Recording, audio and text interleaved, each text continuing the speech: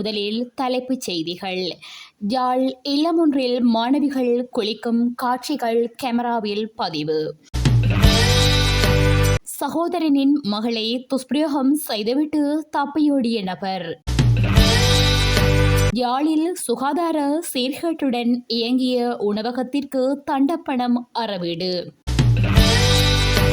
நூற்றாண்டு விழாவை முன்னிட்டு மடு அன்னையின் முத்திரை வெளியீடு. நாடு முழுவதும் ஆயுதப்படைகளை களமிறக்க ஜனாதிபதி உத்தரவு. யாழ்ப்பாணத்தில் மாணவிகள் தங்கியிருந்த இல்லமொன்றில் மாணவிகள் குளிக்கும் காட்சிகள் பதிவானதாக தகவல்கள் வெளியாகிய நிலையில் பிரதேச செயலக அதிகாரிகள் விசாரணைகளை மேற்கொண்டு வருகின்றனர். குறித்த சம்பவம் தொடர்பில் தெரிய வருகையில் யாழ்ப்பாணத்தில் உள்ள பெண் பிள்ளைகள் தங்கியிருக்கும் இடமொன்றின் வெளிப்புற பாதுகாப்புக்காக சிசிடிவி கேமரா பொருத்தப்பட்டிருந்தது. குறித்த கேமராக்களில் பெண் மாணவிகள் குளிக்கும் பகுதியின் சில பகுதிகள் பதிவாகியுள்ளதாக கூறப்படுகிறது. இந்நிலையில் தொடர்பிலும் வேறு சில குறைபாடுகளையும் சுட்டிக்காட்டி குறித்த பகுதி பிரதேச செயலகத்திற்கு முறைப்பாடு அனுப்பப்பட்டதாக தகவல்கள் வெளியாகியுள்ளன. இதனையடுத்து அதிகாரிகள் குறித்த இல்லத்திற்கு நேரடியாக சென்று பார்வையிட்டுள்ளதுடன் விசாரணைகளையும் மேற்கொண்டு வருகின்றதாக கூறப்படுகின்றது. நுவரெலியா மாவட்டம் நோட்டன் ஃப்ரெஷ் 4ஆம் தூண் பகுதியில் வசிக்கும் 13 வயதினை உடைய பாடசாலை மாணவியை பாலியல் துஷ்பிரயோகம் செய்த குற்றச்சாட்டில் சந்தேக நபர் ஒருவர் கைது செய்யப்பட்டுள்ளார். குறித்த சந்தேக நபர் நேற்று பிற்பகல் நோட்டன் ஃப்ரெஷ் போலீசாரால் கைது செய்யப்பட்டுள்ளார். சந்தேக நபர் இதற்கு முன்னர் 9 வயது பாடசாலை மாணவியை துஷ்பிரயோகம் செய்து பிரதேசத்தை விட்டு தப்பியோடி மாவனெல்லையில் சுமார் 10 ஆண்டுகளாக தலைமறைவாக இருந்ததாக போலீசார் தெரிவிக்கின்றனர்.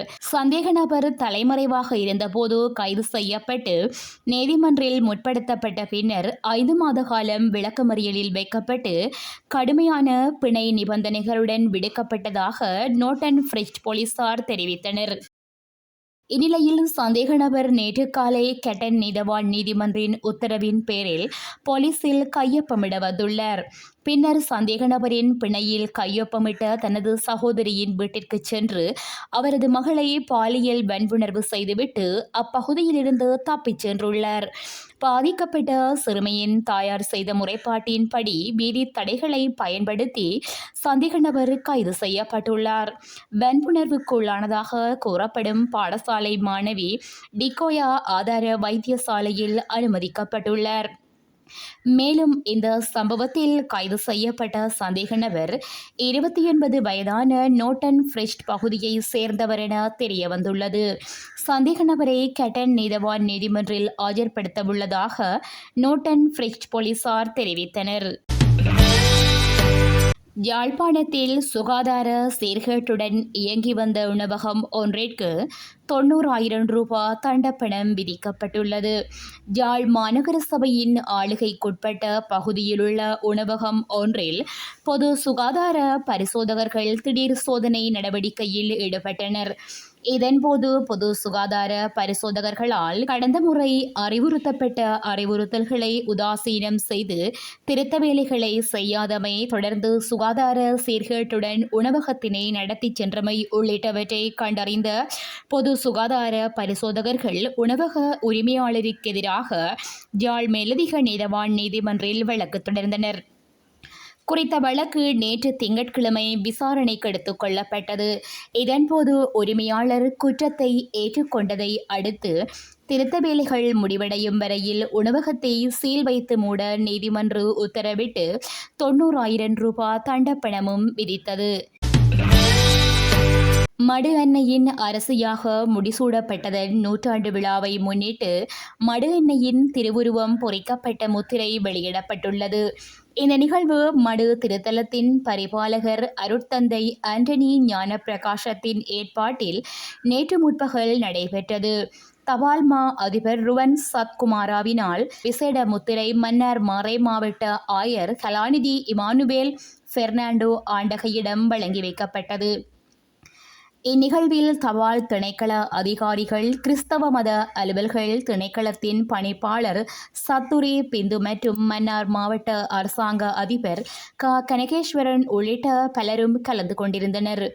மன்னார் மடு எண்ணெயின் ஆடி மாத திருவிழா இன்று ஆரம்பமாக உள்ளமை குறிப்பிடத்தக்கது.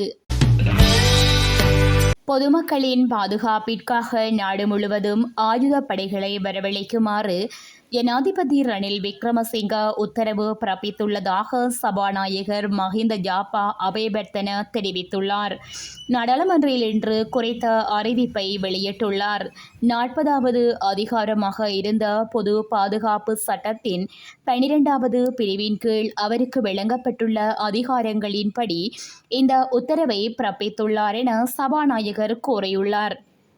மேலும் பொருளாதார உருமாற்ற சட்டமூலத்தின் பல சரத்துகள் அரசியலமைப்பிற்கு முரணானது என உயர்நீதிமன்றம் தீர்ப்பளித்துள்ளதாக சபாநாயகர் சுட்டிக்காட்டியுள்ளார். அதன்படி சட்டமூலம் நாடாளுமன்றத்தின் சிறப்பு பெரும்பான்மையால் மட்டுமே நிறைவேற்றப்பட வேண்டும் என்றும் அதில் குறிப்பிடப்பட்டுள்ளதாக சபாநாயகர் தெரிவித்துள்ளார்.